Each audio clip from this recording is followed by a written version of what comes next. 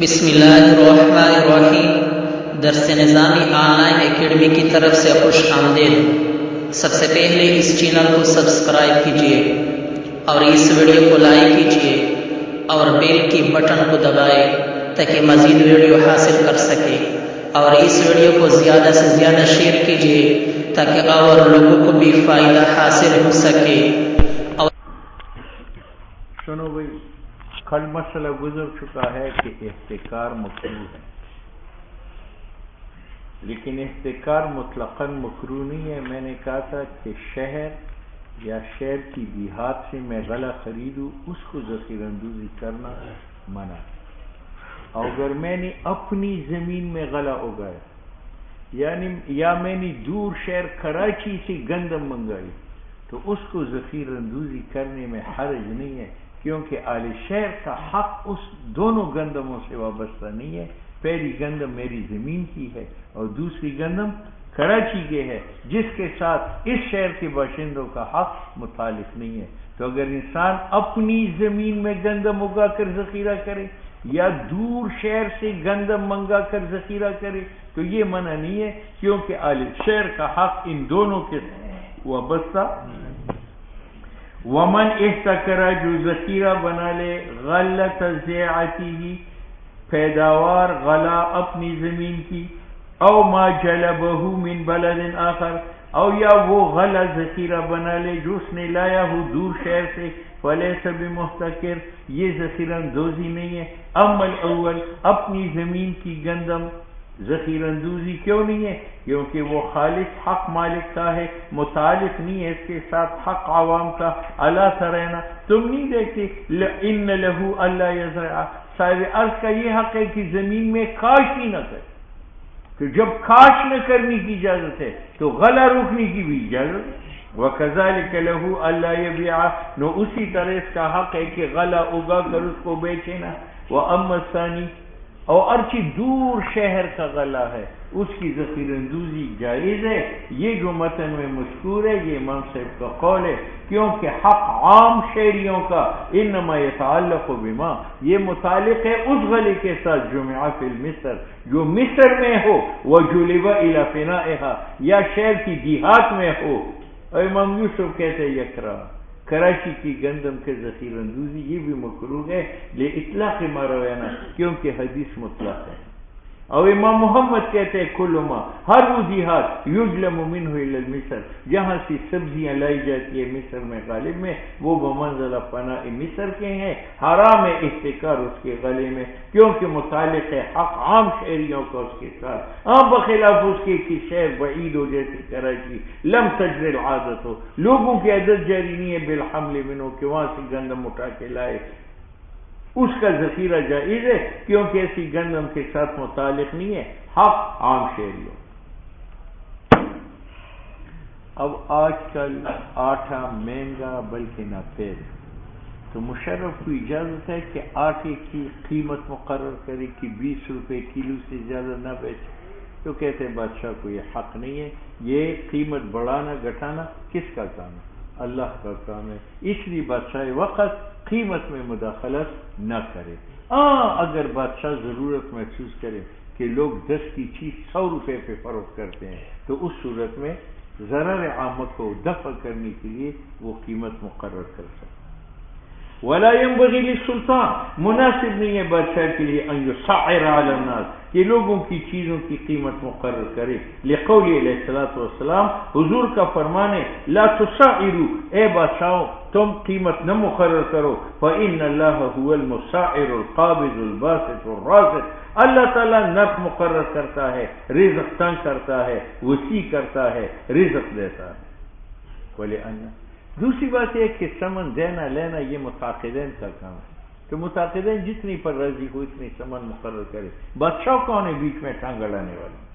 وَلِأَنَّ الثَّمَنَ، غلے کا ثمن حق عاقد بائی مشتری کا، وَإِلَيْهِ تَقْدِيرُهُ، بائی مشتری کے اختیار ہے کہ اس کو مقرر کرے۔ وَلَا يَنبَغِي لِلْإِمَامِ، بادشاہ کو مناسب نہیں ہے أَن يَتَعَرَّضَ لِحَقِّهِ، کہ وہ تعرض کرے ان کے حق کی طرف ہو، إِلَّا إِذَا تَعَلَّقَ بِهِ، اگر بادشاہ کی نرخ مقرر کرنے کے ساتھ متعلق تھا دفع ضرر عامہ کا تو پھر یہ جائز ہے.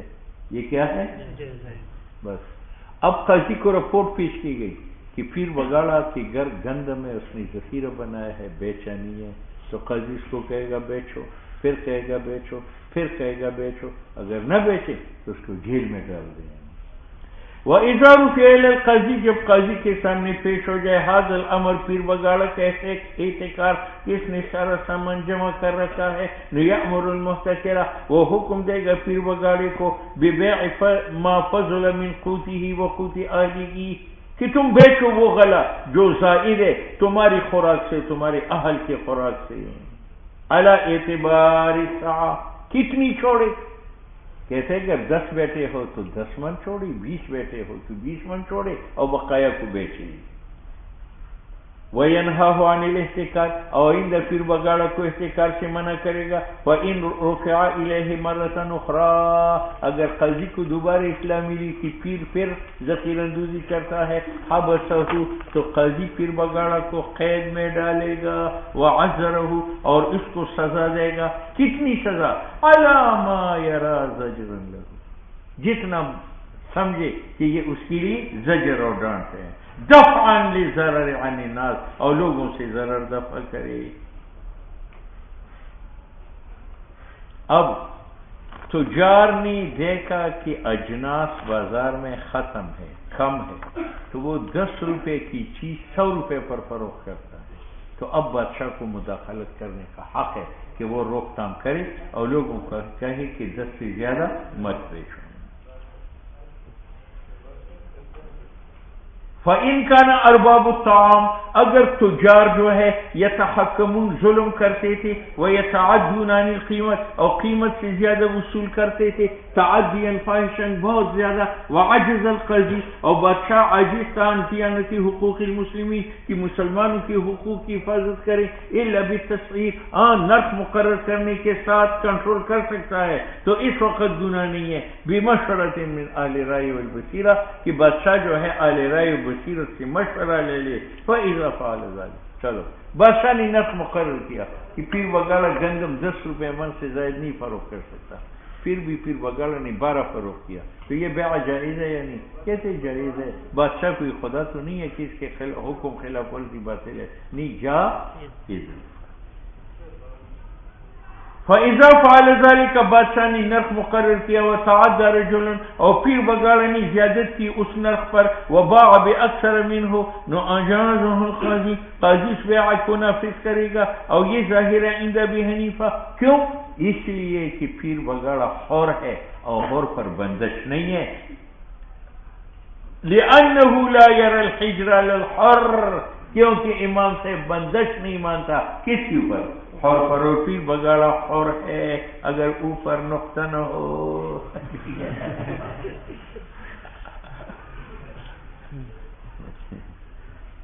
اس کا نقطہ اوپر ہوتا ہے، زور نیچے نکلتا ہے. وَكَذَا عِزَّهُمَا، اور صاحبین کی نزدیک بھی یہ بیع نافذ ہے. إِلَّا أَن يَكُونَ الْحِجْرُ عَلَى قَوْمٍ بِعَيَانِهِ، اگر بادشاہی وقت معین قوم پر بندش کرے، مروت پر کرے. اب مروت 10 سے 11 پر نہیں فروخت کر سکتا، اگر ہجر ایک قوم معین پر ہو. وَمَنْ بَاعَ مِنْهُمْ بِمَا قَدَّرَ الْإِمَامُ صَحَّ، اور جو بیچے گا اپنی گندم اسی قیمت کے ساتھ جو امام نے مقرر کیا، یہ بیع صحیح ہے. لِأَنَّهُ غَيْرُ مُكْرَهٍ عَلَى الْبَيْعِ، یہ مکرہ علی البیع نہیں ہے، نہیں چاہتا تو نہ بیچ. وَهَلْ يَبِيعُ، اب قاضی کو پتہ چلا کہ پیر بگاڑا کے گھر گندم ذخیرہ ہے، تو وہ اس کی اجازت کے بغیر وہ گندم فروخت کر سکتا ہے یا نہیں؟ تو بعض نے کہا کر سکتا ہے اور بعض نے کہا نہیں کر سکتا. وَهَلْ يَبِيعُ الْقَاضِي، اور آیا قاضی بیچ سکتا ہے محتکر سے اس کا طعام بغیر اس کی رضا کے؟ نقیل هو الاختلاف الذي عرف في بيع مال المديون، مجھ پر پیر بگاڑے کا قرض ہے اور میرا یہ گدھا ہے، تو قاضی میرا گدھا میری مرضی کے بغیر بیچ کر قرض ادا کر سکتا ہے. تو ایک مذہب یہ ہے کہ کر سکتا ہے، ایک مذہب یہ ہے کہ وقیل یبیع بالاتفاق، کیونکہ امام صاحب وہ بندش جائز سمجھتا ہے، لدفع ضرر عام او هذا كذلك، اور یہ بیع اس طرح ہے اس میں دفع ہے ضرر عام۔ ویکرہ بیع الصلاة فی ایام الفتنہ، ہندوستان کے ساتھ جنگ شروع ہے، بزرگوں نے ریون کا سارا اسلحہ ہندو کے ہاتھ بیچا اور کہتے ہیں ہم خدا کی راہ میں نکلتے ہیں، تو یہ حرام ہے۔ یہ کیا ہے؟ حرام، یہ ہندو کی مدد ہے، بیچو نہ بلکہ استعمال کرو۔ اور مکروہ ہے کہ بیچی پیر بگاڑا اپنا اسلحہ فی ایام الفتنہ، جنگ کے دنوں میں، ٹھیک ہے، مانا ہو، لیکن اس کافر کے ہاتھ بیچنا ناجائز ہے جو کافر جنگجو ہو یا جنگ کی تدبیر سکھانے والا بوڑھا ہو۔ اور اگر عورت کے ہاتھ بیچے، کافر بچے کا ہاتھ بیچے تو وہ جائز ہے، کیونکہ وہ دونوں نہ لڑاکے ہیں نہ لڑاکے کو مشورہ دینے والے۔ مانا متن کا یہ ممن اس کافر پر جائز نہیں ہے، یعرف کی معلوم ہو کہ یہ اہل جنگ میں سے ہے۔ یہ بیع کیوں نہ جائز ہے؟ کیونکہ یہ سبب ہے الی المعصیت، جنگ کرنے کا۔ وَإِنْ كَانَ لَا يُعْرَفُ أَنَّهُ مِنْ أَهْلِ الْمَدِينَةِ فتنہ، اور اگر یہ معلوم نہیں تھا کہ یہ جنگ جو ہے، نو گناہ نہیں ہے بذالک اگر اس کافر کے ہاتھ بیچا جائے، کیونکہ احتمال ہے اللہ یستعملوا فی الفتنہ، کہ وہ اصلی کا استعمال جنگ میں نہ کرے، فلا یکرہ بے شک۔ ولا باس ببیع العصیر، میں نے انگور نہ چھوڑا، وہ نچوڑ شدہ پانی جو ہے وہ شراب تو نہیں ہے، لیکن آئندہ اس سے شراب بن سکتی ہے۔ اب اس انگور سے نچوڑ شدہ پانی کا بیچنا جائز ہے یا نہیں؟ کہتے جائز ہے، کیونکہ جس وقت میں بیچ رہا ہوں وہ شراب تو نہیں ہے، آپ لے رہے ہیں وہ شراب تو نہیں ہے، آگے اس سے شراب بنانا وہ مشتری کا کام ہے، اور مشتری فاعل مختار ہے، اس کی ذمہ داری ہے۔ میں ٹی وی لے لوں تو ٹی وی خریدنے کا تو میں گنہگار ہوں، آگے بچے گانے سنیں گے، سننے کا میں گنہگار نہیں، وہ ان کا کام ہے۔ بات سمجھ میں آئی؟ اسی طرح پوسٹ کاشت کرنا یہ جائز ہے، لیکن آگے سے ہیروئن بنانا، افیون بنانا، یہ بنانے والوں کا کام ہے، کاشتکار کا گناہ نہیں ہے، وہ کاشت بھی کر سکتا ہے، فروخت بھی کر سکتا ہے۔ ولا باس ببیع العصیر، اور گناہ نہیں ہے اگر بیچے جائے انگور کا نچوڑ شدہ پانی، ممن اس پیر بگاڑا کے ہاتھ، یعلم کہ میں جانتا ہوں کہ یہ سے خمر بنائے گا، کیونکہ معصیت لا تقام بعینہ کی، وہ انگور کی پانی میں نہیں ہے، بل بعد تغییرہ ہی، وہ تب کہ اس میں تغییر لائی جائے، بخلاف بیع الصلاۃ فی ایام الفتنہ، جو تمانچہ میں نے آپ کو دیا ہے کافر اسی کو استعمال کرتا ہے، اس لیے جنگ کے دنوں میں اسلحہ بیچنا جائز نہیں ہے، اور عصیر کا بیچنا جائز ہے، لأن المعصیۃ تقوم بعینہ، کیونکہ جنگ عین اسلحہ سے ہو رہی۔ ومن اجر بیتھا، یہ میرا گھر ہے اور پیر بگاڑا آتش پرست ہے، یہ مجھ سے کرائے پہ لیتے ہیں کہ یہاں آگ بلے گی میں سجدہ کروں گا، تو مجھے کرائے پر دینا جائز ہے۔ یہ میرا گھر ہے اور پیر بگاڑا عیسائی ہے، اور یہ مجھ سے کرائے پر لیتا ہے کہ میں یہاں گرجا بناؤں گا اور اس میں عبادت کروں گا، تو میرے لیے کرائے پر دینا جائز ہے۔ بات سمجھ میں آئی؟ لیکن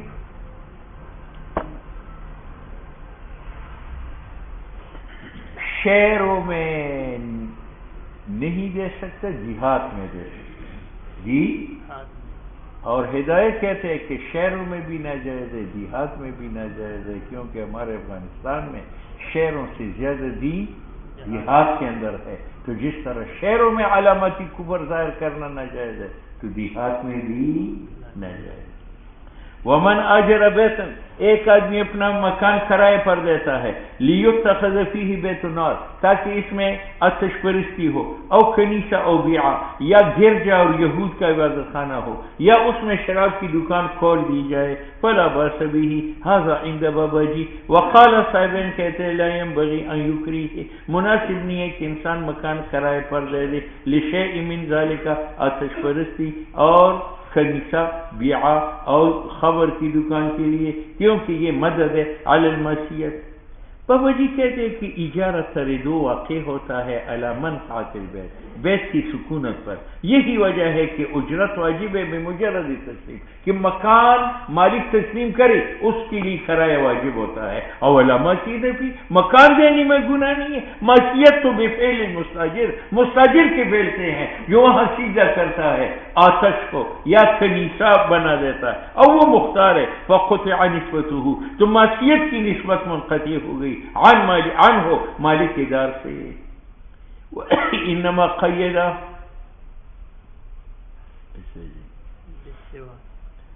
ماتن نے قید لگایا کہ مکان کرائے پر دینا شراب بیچنے کے لیے، کنیسہ بیعہ کے لیے، بیت النار کے لیے جائز ہے. فی السواد، کس کے اندر؟ دیہات میں.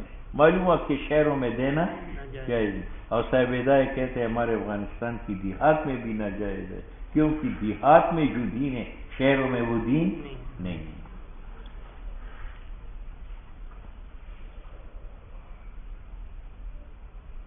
وَإِنَّمَا قَيَّدَهُ، اور اس جواز کو مقید کیا بالسواد لأنهم لا يمكنون، کفار کو قدرت نہیں دی جائے گی من اتخاذ البیع، کہ یہود کی عبادت خانہ بنائے، عیسائیوں کا گرجا بنائے، اور اظہار کرے بیع خمور کا اور خنازیر کا فی الامصار، کیونکہ ظاہر شاعر اسلام شہروں میں بخلاف سواد کی.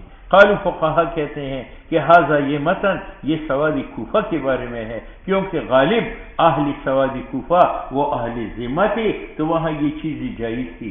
او اما فی سوادنا، اور ارچہ افغانستان میں ہے، فاعلام الاسلام فیھا ظاہرۃ، وہاں نشانات اسلام کی دیہات میں بھی ظاہر ہے. فلا یمکنون فیھا اذن، تو دیہات میں بھی کفار کو قدرت نہیں دی جائے گی کہ وہاں کنیسہ بنائے یا بیعہ بنا لے یا بیت الخمر بنا لے یا بیت النار بنا لے.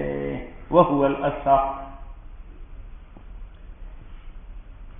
پیر بگاڑا جو ہے پانڈی ہے، اسٹیشن میں گھومتا ہے، جب کوئی سیٹ گاڑی سے اترتا ہے اس کا سامان اٹھا لیتا ہے، اس کا سامان اٹھا لیتا ہے. ٹھیک ہے.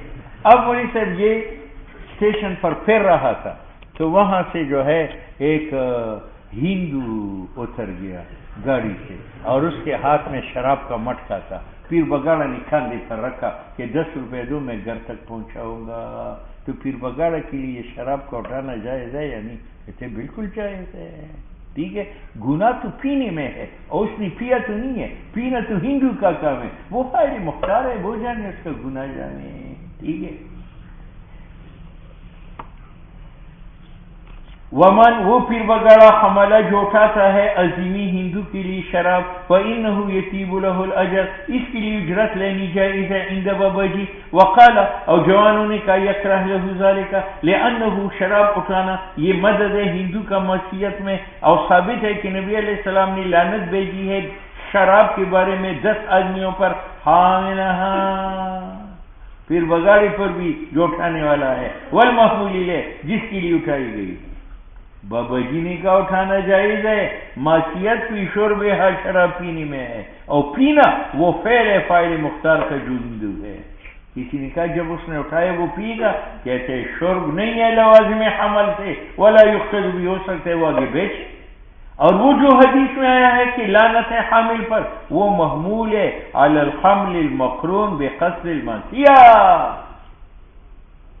کہ پیر بگاڑا اس لیے شراب اٹھاتا ہے کہ پیر بگاڑا اس کو اپنے گھر لے جا کر پیے، اور یہ پینے کے لیے لے جاتا ہے یا ہندو سے اجرت لینے کے لیے؟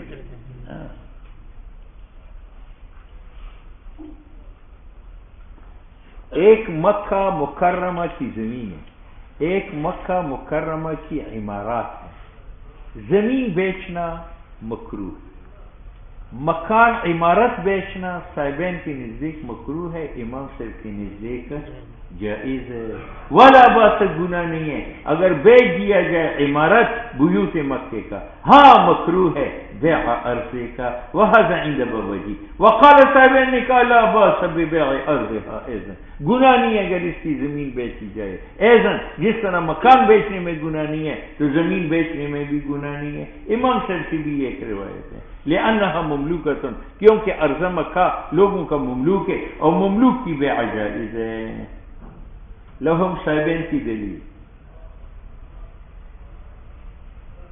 لأنها مملوکۃ لہ، کیونکہ یہ زمین مملوک ہے اہل مکہ کا، اور مالک مملوکہ کو بیچ سکتا ہے لظہور الاختصاص شرعی بہا، شریعت نے اہل مکہ کو خاص کیا ہے ارض مکہ کے ساتھ، فسارا تو ارض مکہ ایسا ہے کل بنا جیسے عمارت، اور عمارت کی بیچنا جائز ہے تو زمین کا بیچنا بھی جائز۔ امام صاحب نے کہا کہ عمارت بیچنی جائز ہے، زمین بیچنی مکے میں مکروہ ہے۔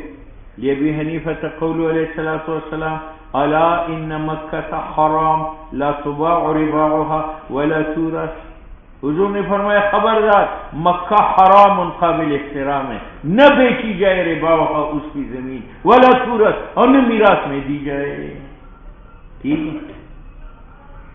دوسری دلیل عقلی ولانها حرہ، ارض مکہ جو ہے آزاد ہے، محترمہ، قابل احترام ہے، کیونکہ یہ فنا ہے کعبے کا، اور ظاہر ہے اثر قاضین کا اس ارض میں وہ یہ ہے لا ینفر صیدھا، اس کا شکار نہیں بگایا جا سکتا، ولا یقتل خلاہا، نہ اس کا گھاس کاٹا جاتا ہے، ولا یوزد شوکھا، نہ اس کا کانٹا چھوڑا جاتا ہے، نفقذا، اسی طرح یہ زمین قابل احترام ہے، فی حق البیع، اس کی بیع بھی ناجائز ہے، بخلاف عمارت کی، وہ خالص ملک بنی کا ہے۔ وَيَكْرَهُ إِجَارَتُهَا أَيْضًا، کرائے پر دینا زمین یہ بھی مکروہ ہے، لقول علیہ السلام من آجر ارض مکہ فکأنما اکل الربا، او کما قال جو اجارہ پر دے گا زمین مکے کا وہ سود کا رہا ہے۔ ایک دلیل یہ ہے کہ زمین مکہ کو سوائب کہتے ہیں۔ کیا سوائب اس زمین کو کہتے ہیں کہ اگر آپ کو ضرورت ہے استعمال کرو، آپ کی ضرورت پوری ہو تو چھوڑو، آپ کو مکان کی ضرورت ہے وہاں مکان بناؤ، جب آپ جانا چاہتے ہیں شام میں تو وہ چھوڑ دو، بیچو نہ، کوئی اور اس میں رہے۔ ٹھیک ہے، تو بیچنا کہاں سے جائے اس کو؟ وَلِأَنَّ أَرَاضِي مکہ، مکہ کی اراضی تسمى سوائب علی عہد رسول اللہ صلی اللہ علیہ وسلم، حضور صلی اللہ علیہ وسلم کے زمانے میں ان کا نام سوائب تھا۔ سوائب کا معنی من احتاج الیہ سکنہا، جو ضرورت مند وہ اس میں رہے، ومن استغنی عنہا، اور جو سے مستغنی ہو، اسکن غیرہ، دوسرے کو بسائے، بیچے نہ۔ ٹھیک ہے۔ ومن وضع درہما عند بقال یاخذ منہ ما شاء یکرہ له ذلک، مجھے 7,000 روپے تنخواہ ملی، اب اگر یہ میری جیب میں ہو تو 7ویں دن وہ ختم ہو جاتی ہے، تو 23 دن پھر میں بھوکا مروں گا۔ تو میں کیا کرتا ہوں، 7,000 روپے میں نے لے لیے تو 1,000 روپے میں نے دودھ والے کو دے دیے کہ 1 مہینہ مجھے دودھ دے دو، یہ ایڈوانس پیسے لے۔ 1,000 میں نے سبزی فروش کو دے دیے کہ 1,000 روپے اپنے پاس رکھو اور آپ مجھے مہینہ بھر سبزی دے دیں۔ 1,000 میں نے آٹے والے کے پاس رکھی کہ یہ 1,000 روپے رکھو اور آپ آٹا دو۔ 1,000 میں نے گھی والے کو دے دی، 1,000 میں نے مرچ مسالے دال والوں کو دے دی۔ اس میں مجھے یہ فائدہ ہوا کہ پیسے بچ گئے، 30 تاریخ تک میں کھاتا پیتا رہوں گا، تو یہ مکروہ ہے۔ یہ کیا ہے؟ کیوں؟ میں نے دودھ فروش کو 1,000 روپے دے دیے، اس کا تو مجھ پر نہیں تھا، گویا کہ میں نے قرض دے دی، اور اس قرض سے میں نے فائدہ یہ اٹھایا کہ پیسے بچ گئے، 30 تاریخ تک مجھے دودھ ملتا رہے گا۔ اور حدیث میں ہے کل قرض جر نفعا فهو ربا، ہر قرض سے جب قرض دینے والا نفع اٹھائے وہ کیا ہے؟ سود ہے۔ ٹھیک ہے، تو ایڈوانس پیسے رکھ کر تھوڑا تھوڑا سودا لینا یہ مکروہ ہے، یہ معنی ہے اس قول کا۔ ومن وضع درہما، ایک آدمی روپے رکھتے ہیں بقالی سبز فروش کے پاس، یاخذ منہ ما شاء، کہ میں تم سے لوں گا جو سبزی چاہوں، یکرہ لہ ذلک، لأنہ، کیونکہ میں نے ملکہ، دکاندار کو مالک بنایا، قرضا، بطور قرض کے، جر بھی نفعا، اور اس سے میں نے نفع اٹھایا کہ مہینہ بھر سبزی ملتی رہے گی۔ وہ نفع یہ ہے ان یاخذ منہ ما شاء، کہ میں تم سے لوں گا جو سبزی چاہوں، علن فعلن، وقتاً فوقتاً۔ اور منع کیا رسول اللہ علیہ الصلوۃ والسلام نے عن قرض جر نفعا، تو پھر کیا کرے، وہاں پیسے بچتی نہیں ہے۔ کہتے آسان بات ہے، میں 1,000 روپے بقال کو ایڈوانس دوں گا بطور امانت، بتاؤ کہ بھئی یہ تیرے پاس امانت ہے، اور پھر میں اس کو مجھے قرض سبزی 30 تاریخ تک دو، جب 30 تاریخ تک سبزی کھا لوں تو وہ بل بنائے گا کہ بھئی تمہارے ذمہ 1,000 روپے ہے، میں کہوں گا وہ 1000 جو امانت ہے اس میں مجرا کرو. بات سمجھ میں آئی؟ لیکن اس میں میرا نقصان ہے. اس دوران اگر 1000 روپے گم ہو جائے وہ میرا گم ہوگا، سبزی کی قیمت ادا کرنی پڑے گی. ٹھیک ہے. وَيَنبَغِي مناسب ہے ان يستودع کہ میں 1000 روپے امانت رکھوں ہوں بقال کے پاس، ثم يأخذ منه ما شاء پھر اس سے لے لوں سبزی جو چاہوں، جزءاً فجزءاً وقتاً فوقتاً.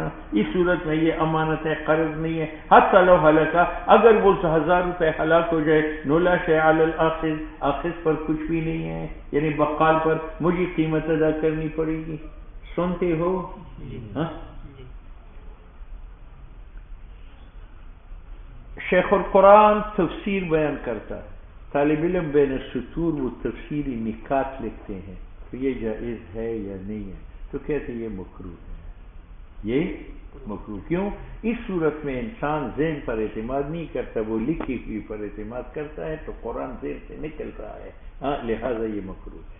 یا ہر 10 آیت پر ایک نشان لگاتا ہے کہ 10 آیتیں پوری ہوئی، پھر 1 2 3 4 5 6 7 8 9 10 پر پھر نشان لگاتا ہے کہ یہ 10ویں آیت ہے. یہ مکروہ ہے. بات سمجھ میں آئی؟ جو اشاعت التوحید والے لکھتے ہیں. لیکن صاحب ہدایت کہتے ہیں اشاعت ہی ٹھیک ہے، پھر بگاڑا غلط ہے. کیوں؟ پرانے زمانے میں حافظی درست ہے، تو اگر نہ لکھا جاتا تو قرآن حافظوں میں محفوظ تھا. آج حافظ خراب ہو چکے ہیں، تو اگر اشاعت التوحید و سنہ تفصیلی نکات بین سطور نہ لکھے تو ذہن میں بھی نہیں ہے، قرآن میں بھی نہیں ہوں گے، تو اس میں خطرہ ہے ضائع ہونے کا. اس لیے اس دور میں افضل ہے کہ اشاعتی لکھ لیا کرے. اور مکروہ ہے التاشیر ہر 10 آیت پر نشان لگانا. وَيَكْرَهُ النِّقَطْ اور مکروہ ہے لکھنا فی المصحف بین السطور لقول ابن مسعود رضی اللہ تعالیٰ عنہ جرد القرآن قرآن خالص لکھو، مزید باقی تفسیر کی نہ لکھو. وَيُرْوَى جرد المسائل قرآن کی کاغذ کو قرآن کے علاوہ نہ لکھو، سے خالی کرو. اور تاشیر میں 10 آیت پر لکھنے میں اور بین السطور لکھنے میں کر کی تجریب ہے. دوسرا ایک کی تاشیر یعنی 10 آیت پر نشان یخل بحفظ الآیات یہ نقصان دیتا ہے آیات کے حفظ کا. اور نقط بحفظ الاعراب اتکالن علیہ پھر لوگ لکھی ہوئی پر اعتماد کرتے ہیں. فیکرہ یہ مکروہ ہے. قالوا فقہا کہتے لابد فی زماننا ہماری زمانے میں لابدی ہے اشاعت التوحید والوں کے لیے من دلالتین لکھنے سے. نو فترک ذالک اخلال نہ لکھنا نقصان ہے بالحفظ. وہجران القرآن اور نہ لکھنے میں ترک قرآن ہے. فیکون حسنا اشاعت التوحید جو بین السطور لکھتے ہیں وہ حسن ہے. ولا باس بتحلیۃ المصاحف قرآن کے ساتھ آپ سونے کا پانی لگاتے ہیں، پھول وغیرہ لگاتے ہیں تو یہ جائز ہے.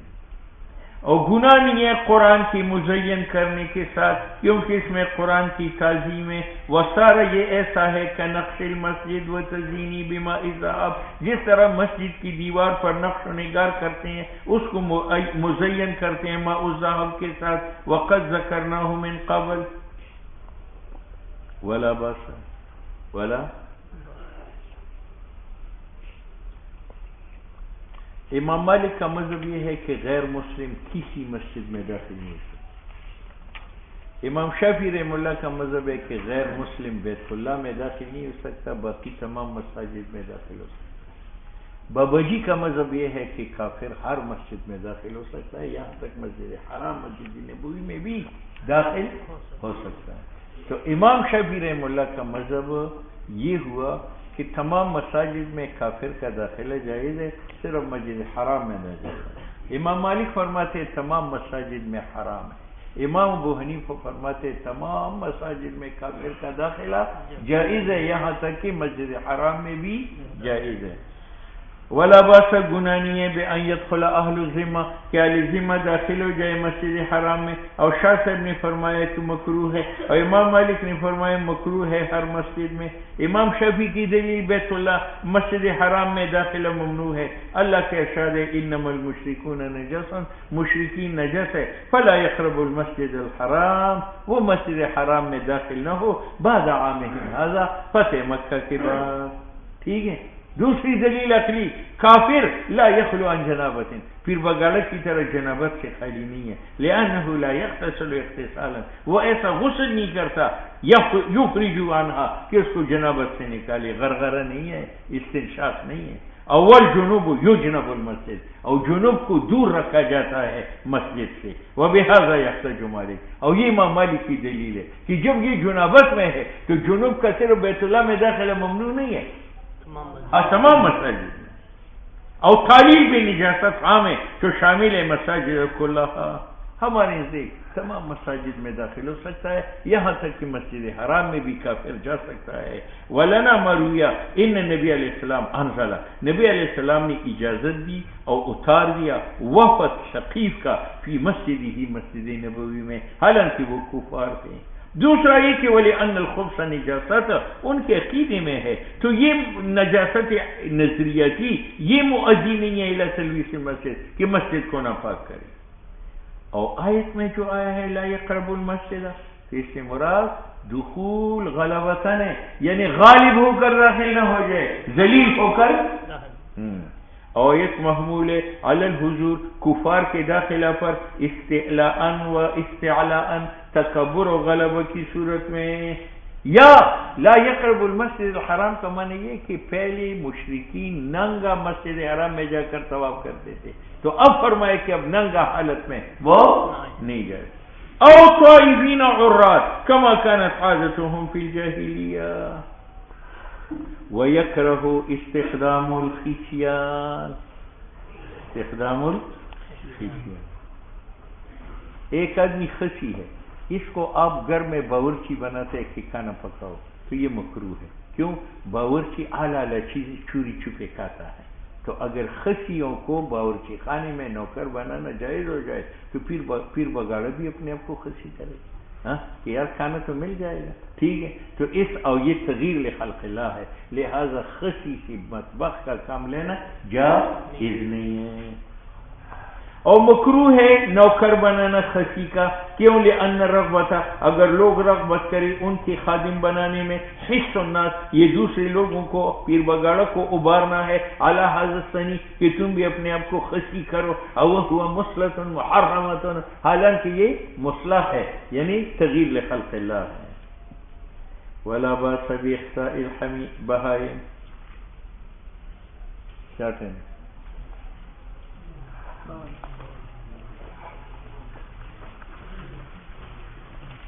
اوہو تھوڑا باقی تھا یار.